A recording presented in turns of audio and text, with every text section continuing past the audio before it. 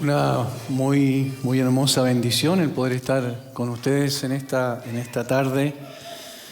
Estaba pensando mientras se desarrollaba el culto de las cosas que hace el Señor que están más allá de lo que nosotros podemos dimensionar. A veces sembramos una pequeña semilla y el Señor produce un bosque. Y eso es lo que yo entiendo ha pasado con esta iglesia. Es un privilegio para mí poder estar con ustedes después de un buen tiempo, después de habernos reunido con la familia en nacimiento, me acuerdo, en la casa de los papás de Julio, y hoy poder ver esta iglesia que el Señor ha edificado por su pura gracia, salvando a muchos, sosteniendo a otros en medio de sus aflicciones y dificultades y llevándonos a tener la posibilidad de ver la gracia de Dios y beber de esa gracia de Dios abundantemente, porque de eso se trata el cristianismo. Bebemos gracia, nos nutrimos de la gracia y por la gracia vamos a la gloria con el Señor un día. Hermanos, 507 años desde que el Señor levantó a algunos hombres y los puso en un lugar especial como instrumentos precisamente de su gracia para poder restaurar lo que se había torcido con el tiempo del año 300 y fracción después de Cristo, con la llegada del emperador Constantino al poder. Comenzó la iglesia a tomar un rumbo distinto al que había tomado durante los primeros siglos. Y así empezaron a entrar una serie de doctrinas, una serie de enseñanzas que no tenían nada que ver con lo que Dios había revelado en su palabra. Desde ahí que dos cimientos fundamentales sobre los cuales se levantó la iglesia comenzaron a ser distorsionados. Uno tenía que ver con la autoridad y el otro tenía que ver con la salvación. La pregunta era: ¿quién es la autoridad de la iglesia? ¿Quién es la cabeza de la iglesia? ¿Cómo se rige la iglesia en consecuencia? ¿Cómo debe caminar, andar la iglesia? Y la segunda tenía que ver con de qué manera el hombre podía llegar a ser reconciliado con Dios, a tener salvación. Estos dos pilares habían sido movidos, estos dos fundamentos habían sido movidos al punto que, como dice Francis Schaeffer, un filósofo cristiano, que la fe comenzó a trasladarse a las obras y la autoridad comenzó a trasladarse de la palabra infalible de Dios a hombres falibles. Y estos dos fundamentos que habían sido movidos, el Señor no podía seguir adelante con su iglesia mientras se mantenía esta visión torcida de lo que era la iglesia, y entonces levantó a hombres como Martín Lutero, que no fue el primero en absoluto, sino que fue el que encendió la mecha. Como alguien dijo, la pólvora ya había sido puesta en su lugar y faltaba que alguien simplemente le acercara el fósforo para que encendiera. Alguien escribió lo siguiente: respecto a la reforma protestante del siglo XXI, el problema esencial con el siglo XVI, quiero decir, el problema esencial con el que se estaba lidiando aquí no era político, ni filosófico, ni económico, ni social, ni siquiera era de índole moral. Lo que se necesitaba con urgencia no era limpiar la casa simplemente, sino revisar sus cimientos. Un retorno a la definición neotestamentaria de la iglesia basada en un fresco entendimiento del Evangelio de Jesucristo. El movimiento reformador no intentaba crear una nueva religión, ni mucho menos producir un cisma, sino regresar a la Biblia como la única regla infalible de fe y práctica. Una vez que ese segundo pilar que se menciona a través de esta cita hubiese sido puesto nuevamente en el lugar que correspondía, de allí todo lo demás se aclaraba. De allí se respondía adecuadamente a quién era que guiaba y conducía a la iglesia, y era obviamente Cristo por medio de su palabra. Y el segundo pilar fundamental o cimiento esencial de la iglesia era respondido cuando se colocaba la palabra arriba. Entonces era evidente que la salvación no era por las obras del hombre ni el esfuerzo del hombre, sino solamente por Cristo y su obra suficiente en la cruz. Por lo tanto, el énfasis de la reforma fue esta es lo esencial de la reforma. Nosotros no celebramos hoy un día especial porque un gobierno particular dijo que hoy era el día de las iglesias evangélicas, sino celebramos este día porque el Señor restauró a su iglesia. Celebramos este día porque la Biblia volvió a ser la única regla de fe y conducta y porque Cristo y solo Cristo es el único suficiente para salvar. Por lo tanto, el tema de la suficiencia de la Escritura y la autoridad de las Escrituras es esencial en este movimiento. Respecto a esto, John Wycliffe, pre-reformador inglés que vivió entre los años 1329 y 1384, contendió con la iglesia de su época con estas palabras: decís que la iglesia de Dios está en peligro con este libro. ¿Cómo puede ser eso así? ¿No es en la Biblia donde aprendemos que Dios ha establecido una sociedad en la tierra que se llama iglesia? ¿No es en la Biblia donde conocemos quién es el constructor y soberano de esa iglesia y cuáles son sus leyes por las cuales se gobierna y los derechos y privilegios de sus miembros? Fuera de la Biblia, ¿qué autoridad tiene la iglesia para demostrar todo eso? Sois vosotros quienes ponéis la iglesia en peligro al esconder la garantía divina, la misiva real de su rey, que le da autoridad que tiene y la fe que disfruta. Respecto a lo segundo, apuntó: el Evangelio solo es suficiente para gobernar la vida de los cristianos en todas partes. Cualquier otra regla adicional hecha para gobernar la conducta humana no añade nada a la perfección ya encontrada en el Evangelio de Jesucristo. Con esas dos partes que acabamos de leer de John Wycliffe, se manifiesta claramente que el problema de la iglesia es que habían colocado la Biblia en un segundo o tercer o cuarto lugar y colocaron la autoridad de los hombres como si fueran ellos quienes debían regir la iglesia. ¿Se imaginan que si el Señor dejara que nosotros fuésemos los que gobernáramos la iglesia de acuerdo a nuestros presupuestos? Evidentemente sería destruida, ya no existiría la iglesia. La iglesia se gobierna solamente por la palabra. Y el Evangelio es el centro y el corazón de la Biblia. Desde Génesis 3:15 en adelante, ¿qué es lo que vemos nosotros? Es precisamente la promesa que hace el Señor de un Salvador en medio del juicio sobre el hombre, sobre la serpiente, en este caso Satanás, sobre el hombre y la mujer por haber pecado contra él. Pero en medio de esa decepción terrible aparece esta promesa de un Salvador. Allí está en germen el Evangelio. Se le denomina normalmente el protoevangelio o el primer evangelio, porque todo el resto de la Escritura es el desarrollo de Génesis 3:15. Génesis capítulo 12, versículos 1 al 3, el Señor llama a un hombre llamado Abraham y le dice que deje su patria, su parentela y vaya al lugar que Él le mostrará y serán benditas en Él finalmente todas las familias de la tierra. Y entonces después comienza el desarrollo de ese plan perfecto, de ese plan glorioso que es el Evangelio de Jesucristo, hasta que finalmente se plasma en una manifestación visible a través de la persona del Hijo de Dios que viene a esta tierra, que toma forma humana, que se identifica con nosotros, que se identifica aún en nuestra terrible miseria en la cual nos encontrábamos y que va finalmente a la cruz y muere como nuestro sustituto. El Evangelio es el corazón de la iglesia.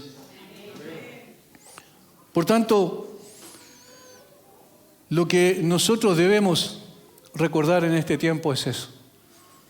La autoridad única y exclusiva que tenemos y suficiente es la palabra de Dios. Y el Evangelio es el corazón de esa palabra. Obviamente, lo que ocurrió ese día especial en Wittenberg, donde recordamos al monje alemán Martín Lutero, que vivió entre los años 1483 y 1546, que pertenecía a la orden de los agustinos, es lo que más se recuerda. Normalmente se asocia la reforma con Martín Lutero, pero él no quiso reformar la iglesia de esa manera como nosotros lo vemos que el Señor lo hizo después. De hecho, él no quiso ni siquiera salir de la iglesia. Incluso después de su conversión, él escribió cartas al Papa y todavía lo respetaba en ese sentido como autoridad. Pero después, él se dio cuenta de que la iglesia estaba completamente equivocada y finalmente tomó el camino de poder volver a la Biblia y volver al Evangelio como el centro. Y esto es lo que ocurrió con su vida. ¿Quién era Martín Lutero? Además de lo que yo acabo de decir, era un hombre que con el transcurso del tiempo se dio cuenta de un problema mayúsculo que tenía, el gran dilema de Lutero. ¿Cuál era? Era que él se concebía a sí mismo como un hombre pecador, absolutamente sin posibilidades de ser justificado delante de Dios. ¿Y qué es lo que ocurrió? En un momento determinado, él se dio cuenta de que no podía, por sus obras, por su esfuerzo, por su autodisciplina terrible que él estableció para sí mismo, librarse de ese sentido de culpa y de esa certeza de condenación. Nunca pudo hacerlo. Fue incesante en la búsqueda de la santidad, lo que lo llevó a tomar estrictas medidas para buscar la perfección, pero sin el poder de Dios, en principio. Y por eso se agobiaba, era tan terrible que dicen que el consejero y en realidad delante de quien se confesaba Lutero estaba cansado con él, porque pasaba horas confesando sus pecados y luego se iba y al minuto volvía porque se le olvidaba un pecado que no había confesado. Es decir, tenía una convicción de pecado profunda y la verdad es que cuando uno lee la historia de él quisiera uno experimentar eso. Tener una convicción tan profunda de pecado es la antesala precisamente de la transformación. Sus palabras son expresivas de esta realidad. Dijo él lo siguiente: yo era un buen monje y guardaba las reglas de mi orden tan estrictamente que si algún monje llegara al cielo por su monacato habría sido yo. Todos mis hermanos en el monasterio que me conocían lo pueden verificar. Si hubiese seguido así por más tiempo, me habría matado a mí mismo con vigilias, oraciones, lecturas y otros trabajos. Dice la historia que inclusive a veces quedaba casi toda la noche afuera tratando de mortificar su cuerpo porque él entendía que de esa manera podía luchar contra el pecado, al punto que sus compañeros finalmente lo iban a buscar y lo metían en pleno invierno adentro porque se estaba congelando prácticamente afuera. Esto era debido a una profunda convicción de pecado que asediaba su corazón.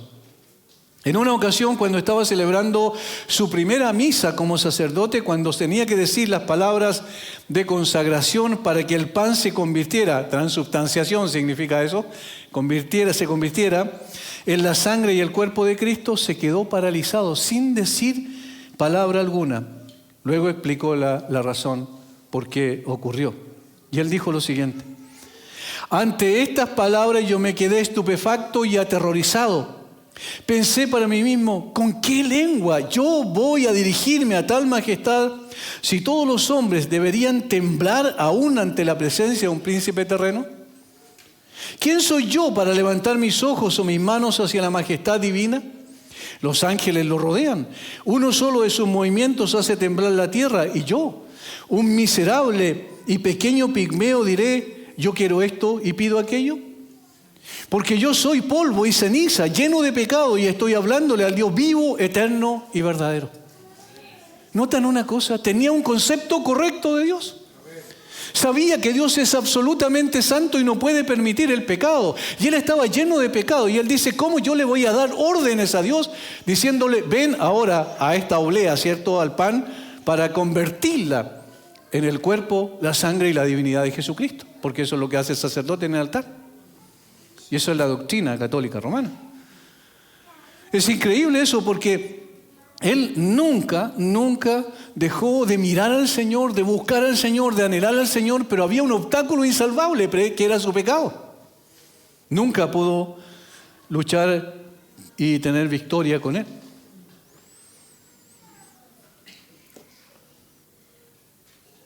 Dice él: ¿no saben que Dios habita en la luz inaccesible? Nosotros, criaturas débiles e ignorantes, queremos probar y entender la incomprensible majestad de lo indescifrable y maravillosa luz de Dios.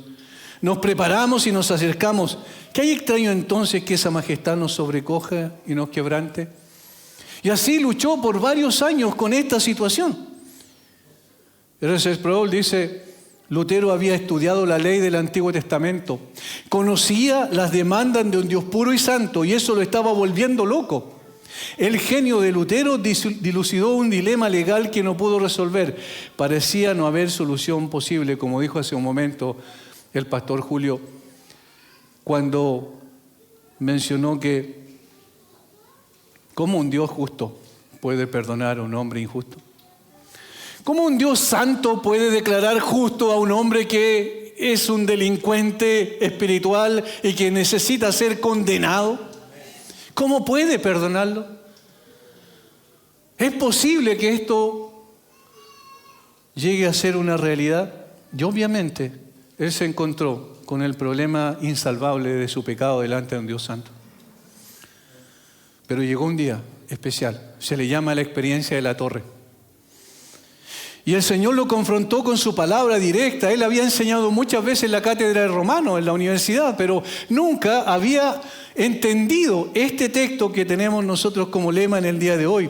Él dijo: yo anhelaba grandemente entender la epístola de Pablo a los romanos y nada lo impedía sino una expresión: la justicia de Dios.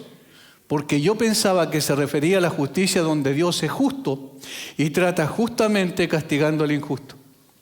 Mi situación era que aún siendo un monje impecable, yo estaba frente a Dios como un pecador atormentado de conciencia, sabiendo que mis méritos no lo aplacarían.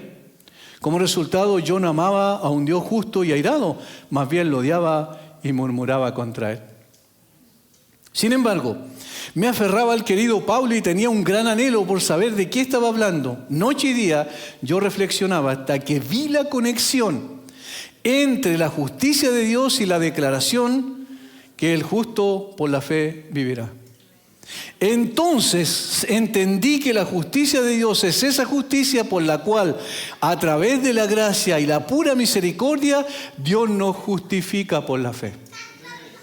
De allí en adelante sentí como si hubiese nacido de nuevo y hubiese entrado por las puertas del paraíso. Toda la Escritura tomó un nuevo significado y donde antes la justicia de Dios me llenaba de odio, ahora llegó a ser para mí inexpresablemente dulce con gran amor. Este pasaje de Pablo fue para mí la puerta del cielo. Es maravilloso lo que pasó. ¿Se dan cuenta cómo una persona con el genio de Lutero, porque era un hombre con una educación extraordinaria para ese tiempo, era un hombre que había estudiado leyes y tenía una capacidad tremenda, sabía el latín y tenía una capacidad tremenda para el análisis de las escrituras inclusive, pero había un problema. El hombre puede tener todo ese entendimiento, esa comprensión, pero si Dios no abre sus ojos, no hay nada que hacer. Y esto fue lo que pasó en la experiencia de la torre. Este es el texto que Dios usó para transformar la vida de Lutero, porque en el Evangelio la justicia de Dios se revela por fe y para fe. Como está escrito, más el justo por la fe vivirá. Echemos una mirada más de cerca al texto, entendiendo que comienza con una cláusula explicativa. ¿Por qué? Dice. ¿Por qué? ¿Dónde tenemos que volver un poquito atrás? Versículo 15. Así que en cuanto a mí, pronto estoy a anunciaros el Evangelio también a vosotros que estáis en Roma. Ese era el propósito que está planteando Pablo. Quiero ir a Roma y quiero hablarles del Evangelio. Quiero que ustedes entiendan quizás las implicaciones más profundas de lo que significa el Evangelio. Y entonces luego dice, hay tres por qué quiero decir. Dos que tienen que ver con la primera parte y una tercera que tiene que ver con la segunda parte explicativa de Pablo. Porque eso es lo que es la cláusula. La cláusula explicativa es ¿por qué? Porque, primero, no me avergüenzo del Evangelio, porque es poder de Dios para salvación. Eso es lo primero que dice. ¿Saben? Cuando uno se empieza a pensar en qué es lo que significaba que un hombre, un maestro de Israel, un hombre sencillo, común y corriente, vaya al imperio más grande y glorioso que ha tenido la tierra hasta el día de hoy, el Imperio Romano, de esos soldados imbatibles que donde iban arrasaban, eran hombres de guerra, los soldados de acero, literalmente, ¿cierto? El apóstol Pablo va a decir, ¿saben? El Evangelio por el cual el Señor me llamó tiene mucho más poder que todo el imperio. Y eso es lo que decía él que no hacía que se avergonzara de ese evangelio. Un mensaje que tenía poder en sí mismo. Y luego dice, la segunda explicación es esta del versículo 17, que viene siendo la tesis de toda la carta. Porque en el evangelio la justicia de Dios se revela por fe y para fe. Miren la primera frase, porque en el evangelio la justicia de Dios se revela. Paremos ahí un poquito. La justicia de Dios se revela. ¿Qué es lo que estaba diciendo el apóstol Pablo? El apóstol estaba diciendo que Dios quiso quitar el velo de su justicia. Porque cuando hablamos de un velo es algo que cubre, ¿cierto? Que no deja traspasar la mirada más allá del velo. Pero el Señor estaba quitando el velo de su justicia para poder mostrar a los hombres que había una esperanza que ellos nunca habían considerado. Y en este sentido, Lutero entendía esto porque en el Evangelio la justicia de Dios se revela y él pensaba erróneamente que esta justicia era la justicia inherente a Dios, por lo cual Dios debía juzgar al culpable y condenarlo en consecuencia.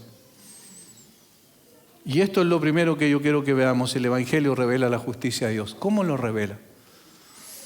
El primer pensamiento que debemos dilucidar respecto a la afirmación de Pablo es responder a la pregunta: ¿qué justicia es la que revela el Evangelio? A simple vista podemos pensar que se trata de la justicia de Dios como atributo de su propio carácter. Dios es justo y entonces tiene que condenar al injusto. En este sentido deberíamos esperar que esta revelación no sea ninguna buena noticia en consecuencia, porque ¿qué buena noticia va a ser? Que Dios se revele al hombre y revele su justicia es para condenación, porque no hay ninguna otra opción. Dios no puede dejar de ser justo para perdonar al injusto. Simplemente porque si la justicia de Dios es entendida como justa, como la justa ira de Él, por el pecado se revelará y todos los hombres, sin excepción, deberíamos ser fulminados. Porque eso es lo que exigiría su justicia. Esto parecía ser el pensamiento primario de Lutero, ¿recuerdan? Yo anhelaba grandemente entender la epístola de Pablo al Romano y nada lo impedía sino una expresión: la justicia de Dios. Porque él la entendía como eso, como lo que acabamos de explicar. Si Dios es justo, entonces tiene que condenarme, decía Lutero, porque yo miro mi corazón y está lleno de miseria y de pecado. Hermano, ¿no es la misma sensación que tiene usted? ¿Sabe? Han pasado ya bastantes años, desde los 28 años que el Señor me alcanzó hasta ahora que tengo 59, y yo todo el tiempo me hago la misma pregunta. Yo debería estar condenado en el infierno, absolutamente, y cada uno de ustedes, ¿no? En el primer pecado que hayamos cometido deberíamos haber sido enviados al infierno. ¿Por qué? Porque Dios es justo y porque yo no puedo con mi pecado. Es imposible, yo no puedo zafarme de esta, como dice el apóstol Pablo, miserable de mí, ¿quién me librará de este cuerpo de muerte? Hay un problema fundamental en mi corazón. Esta es la justicia que Lutero pensó e interpretó que era la que se estaba revelando aquí. Ahora, esta justicia, entender a Dios justo de esa manera, ¿es correcto bíblicamente? Por supuesto que sí. Pero saben, el Señor la usa para otra cosa, la usa para provocar convicción de pecado. Porque sin convicción de pecado no hay arrepentimiento. Y sin arrepentimiento no hay salvación. Por tanto, en primera instancia esta no puede ser la justicia la cual se revela a través del Evangelio. ¿Qué entonces es la justicia de Dios que se revela en el Evangelio? El apóstol Pablo probará en la epístola a los romanos que todos pecaron. Por tanto, todos sin excepción están bajo condenación. ¿Dónde? Capítulo 1, versículo 18. Otra cláusula explicativa, porque la ira de Dios se revela desde el cielo contra toda impiedad e injusticia de los hombres que detienen con injusticia la verdad. Pablo estaba diciendo, los hombres tienen que ser condenados. La ira de Dios tiene que caer sobre cada uno de ellos. Y luego explica, y se refiere hasta el capítulo 3, versículo 9, se refiere a todos los hombres sin excepción. Primero, el pagano empedernido, versículo 18 al 32.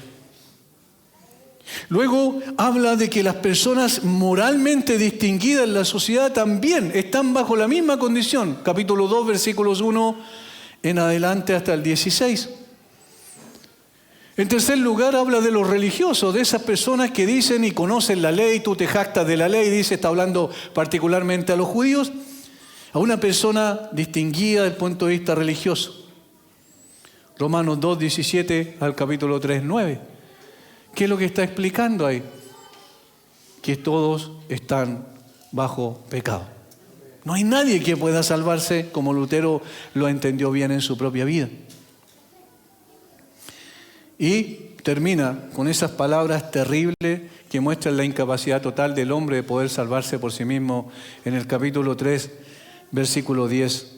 Como está escrito, no hay justo ni aún uno.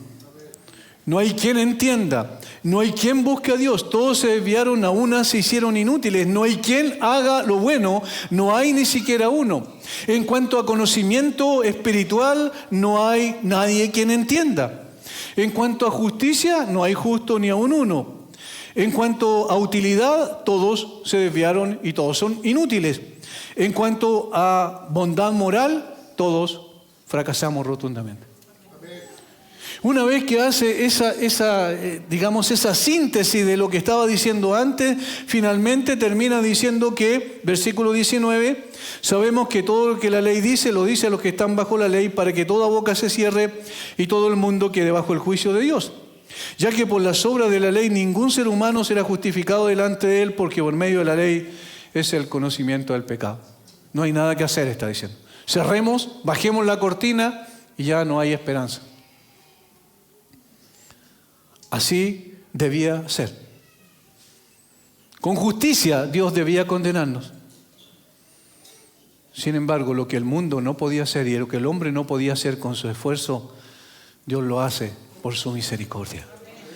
Y aquí ustedes notan cómo la tesis planteada en el capítulo 1, versículo 17, recomienza en su explicación en el capítulo 3, versículo 21.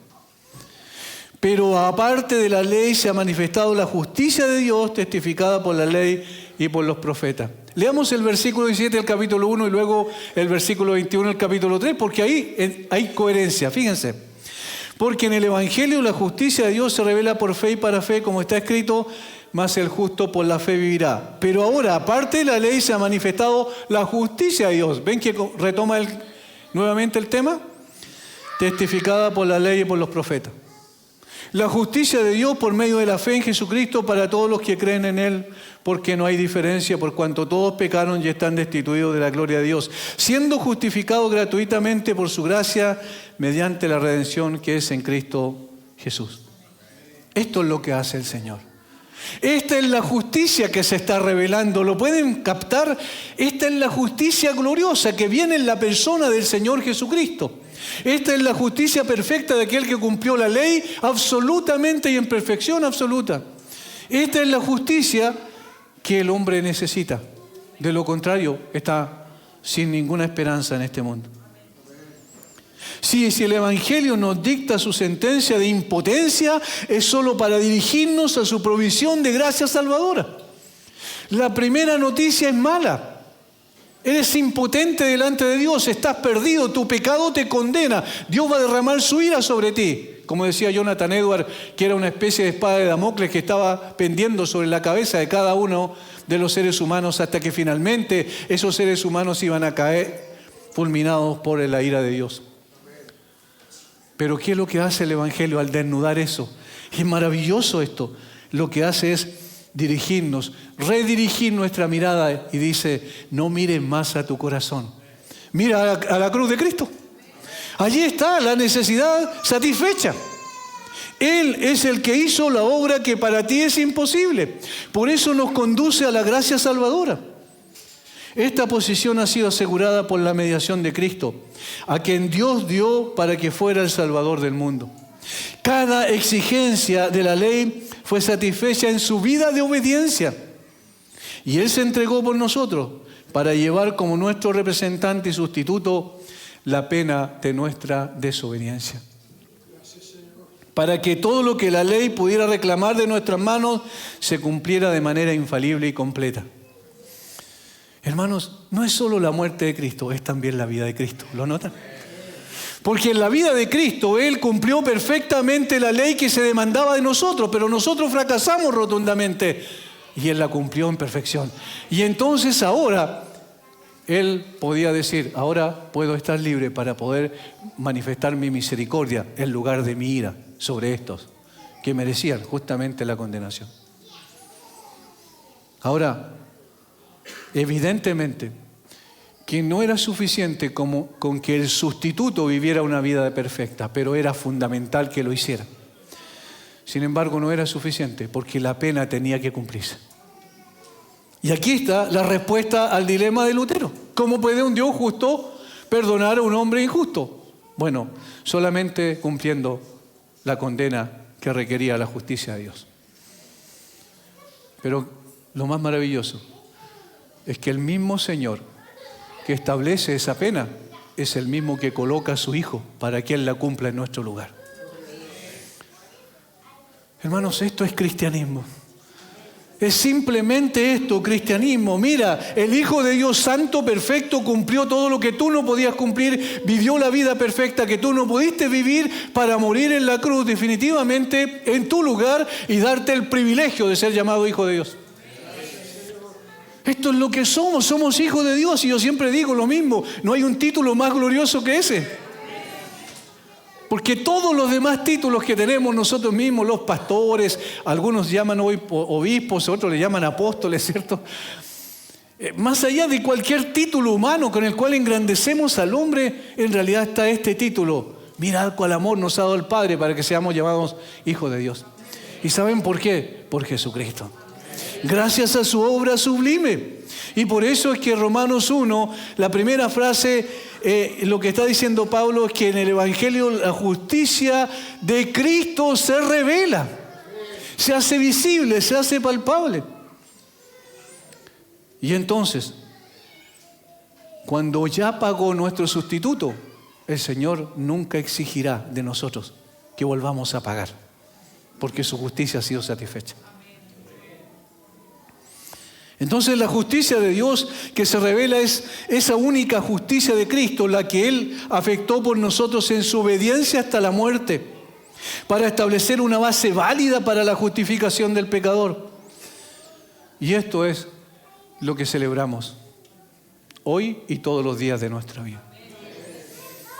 Ahora permíteme, querido hermano, preguntarte una cosa. ¿Cómo reaccionas ante esta verdad? ¿Cómo reaccionas ante este hecho glorioso?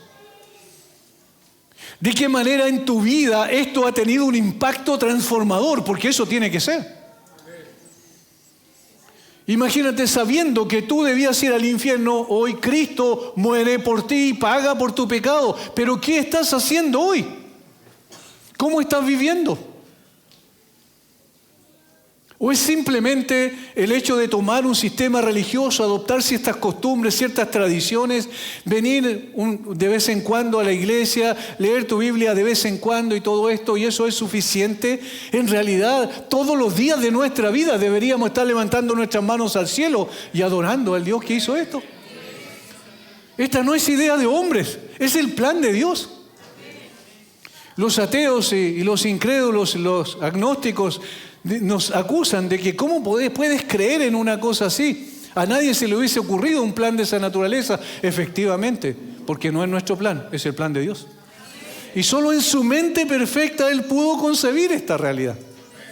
Hermano, repasa todos los libros del Antiguo Testamento. ¿Y a dónde te conducen? A la cruz. Todos los libros del Antiguo Testamento tienen un hilo rojo, un hilo que permea todo el Antiguo Testamento. Y está diciendo, esta es la promesa. Y luego el Nuevo Testamento dice, este es el cumplimiento. Y ahí se une la promesa y el cumplimiento. Es la persona del Señor Jesucristo. Querido hermano, ¿ves la gloriosa obra de Dios en tu favor? Las demandas de un Dios justo son plenas y completamente satisfechas por la vida y obra de Cristo.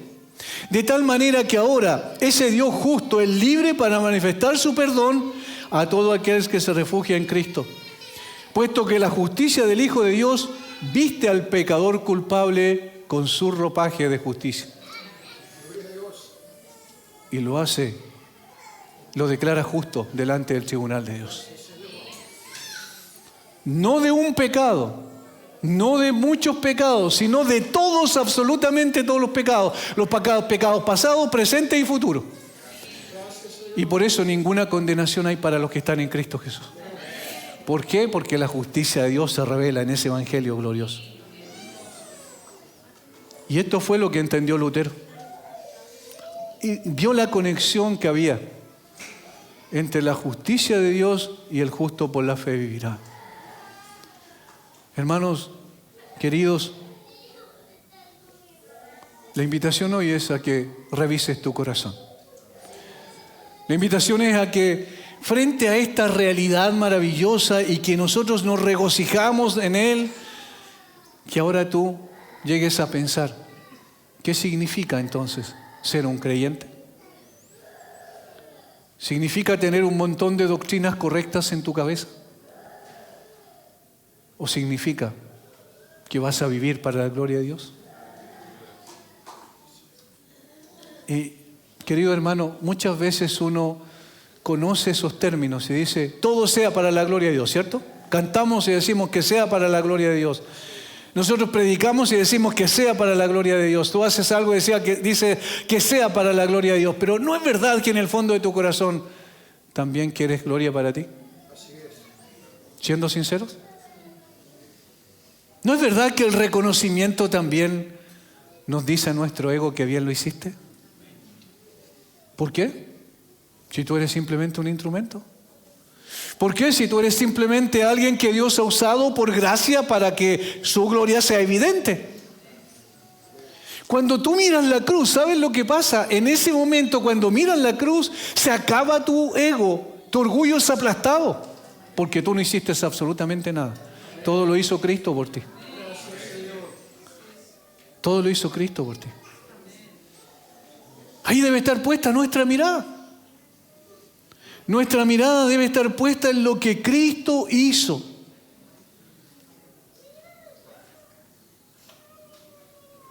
Ahora, ahí está la descripción de lo que significa que la justicia de Dios se revele. Ahora, ¿cómo yo tomo eso?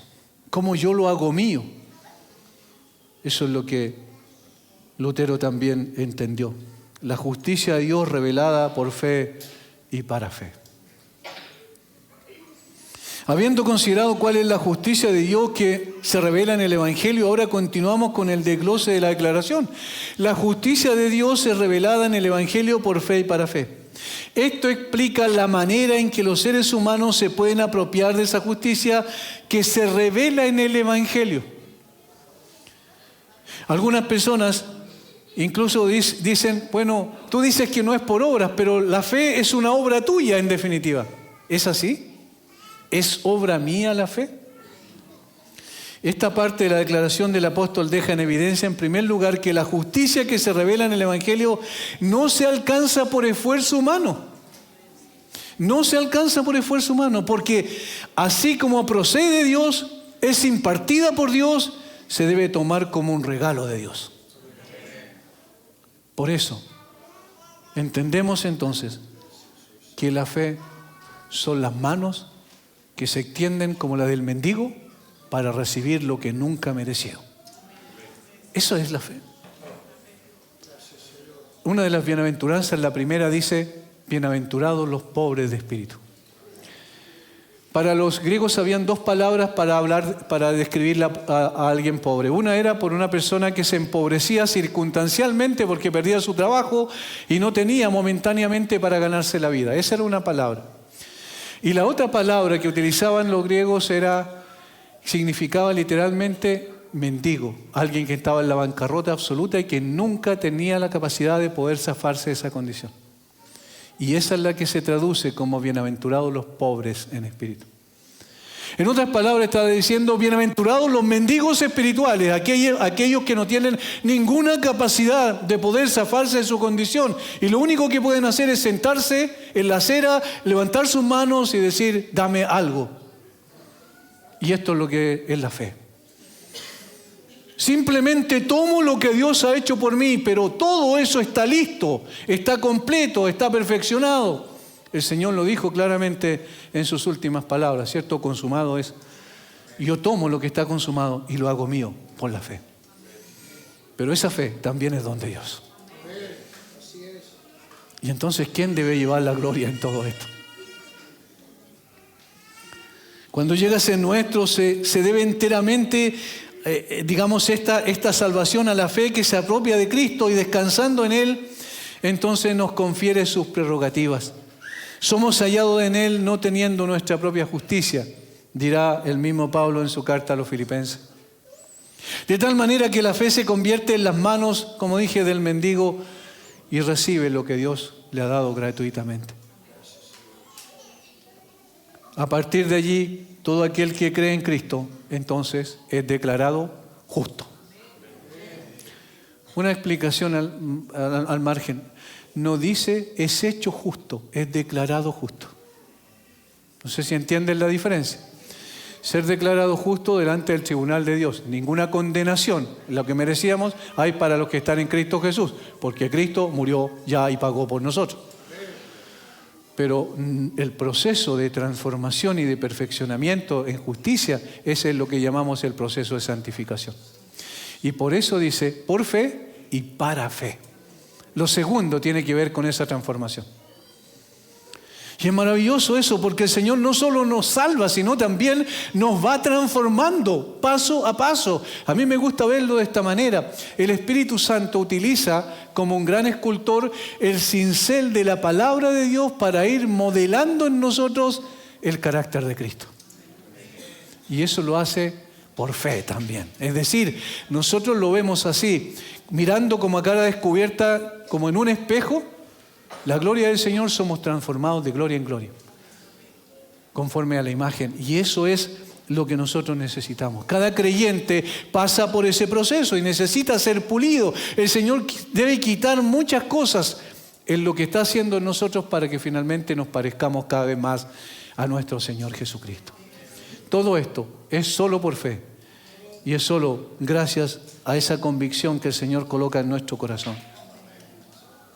Finalmente, hermanos, y así sucintamente, en forma rápida, la justicia de Dios que se revela por fe y para fe concede vida eterna. Porque esto es muy interesante. No solo tiene que ver con el hecho de ser librado del infierno, sino ser trasladado al reino de su amado Hijo. Las dos cosas van al mismo tiempo. ¿Y esta dónde lo tenemos? Mas el justo por la fe vivirá. Obviamente no está hablando de vida física, pero le estaba hablando a personas que tenían vida física, biológica, pero está hablando de la vida trascendente. El apóstol Pablo cita para sellar su declaración acerca de la justificación por la fe al profeta Habacuc, en el capítulo 2, versículo 4. Esta declaración aparece reiterada en 3 escritos en el Nuevo Testamento. Aquí en Romanos, donde el énfasis es el justo, en Gálatas 3:11, donde el énfasis es por la fe, y en Hebreos 10:30, donde el énfasis es vivirá. Y esto es lo último que está diciendo Pablo aquí. El justo por la fe vivirá. Con esta última frase en nuestro texto de Romanos, el apóstol resume lo que ya ha expresado. El justo, es decir, aquel que ha sido objeto de la gracia y la misericordia de Dios, por la cual le ha sido imputada, cargada a su cuenta la justicia de Cristo. Por la fe, es decir, quien extendió sus manos como un mendigo y recibió la justificación de sus pecados. Y finalmente el resultado de aquello, que el lugar de muerte que justamente merecía, ahora recibe la vida que nunca mereció. Y aquí están los dos conceptos de misericordia y de gracia. Misericordia significa que no recibí lo que merecía, y gracia significa que recibí lo que nunca merecí. ¿Qué merecía? El infierno. No lo recibí porque Cristo pagó por mí. ¿Qué es lo que nunca merecía? El cielo. Porque la gracia de Dios se manifestó para salvación a todo aquel que cree. Hermanos, el recordar estas verdades tan importantes de las Escrituras debiese llevarnos a una meditación práctica, vivencial. No se trata simplemente de verdades abstractas, que entendemos y que conocemos y que sabemos la descripción, las definiciones correctas, sino se trata de una vida postrada como cantábamos delante del Señor, diciéndole, Señor, sigue cambiando mi vida, sigue transformando mi ser, para que me parezca más a ti y sea evidente a los demás que soy tu hijo. Quiero que Cristo sea visto a través de mi vida. Señor, haz una obra de transformación en mí. Quita de mí tantas cosas que todavía están. Señor, dame la victoria sobre el ego que me asedia todos los días, como un monstruo que de 1000 cabezas que aparece por todos lados y me asedia. Señor, por tu Espíritu, somételo, manténlo abajo. Yo quiero que tú brilles a través de mi vida, en lo que soy, en lo que hago, en lo que digo, en lo que pienso, en lo que siento. Eso es realmente reaccionar correctamente ante la palabra. No te vayas a la casa diciendo, bueno, ya esto ya lo sabía, o simplemente me lo recordaron. No, vete a la casa diciendo, cuán digno, como cantábamos al principio, es el Señor, que tú reflejes la gloria de Cristo todos los días de tu vida. Padre, te damos gracias, Señor, por tu infinita misericordia, Señor. Algo que está más allá del alcance de lo que nosotros podemos percibir y entender. ¿Por qué te fijaste en nosotros? ¿Por qué enviaste a tu Hijo al basural de este mundo para rescatar lo que estaba destruido? ¿Por qué, Señor, viniste al lodo cenagoso y al pozo de la desesperación? ¿Por qué extendiste tu mano para quitarnos de allí donde estábamos y nos levantaste, colocaste nuestros pies sobre peña y un cántico nuevo en nuestra boca? ¿Por qué lo hiciste? Y la verdad es que hay una sola respuesta: por ese amor soberano que manifestaste por nosotros en Cristo. Señor, ayúdanos a valorar la cruz en todo lo que significa y que cada uno de nosotros podamos vivir reflejando tu bendita gloria todos los días de nuestra vida, Padre. Bendice a mis hermanos, bendice a esta congregación, bendice a estas visitas, bendice al pastor Julio, Señor, para que sigas dándole sabiduría con el propósito de que él, como un instrumento tuyo, pueda seguir guiando a cada uno de los hermanos de esta congregación hacia el pastor de los pastores, aquel que merece todo el honor, toda la gloria y la alabanza y la gratitud eterna de nuestro corazón. Gracias, Padre. Oramos en el nombre de Jesús. Amén.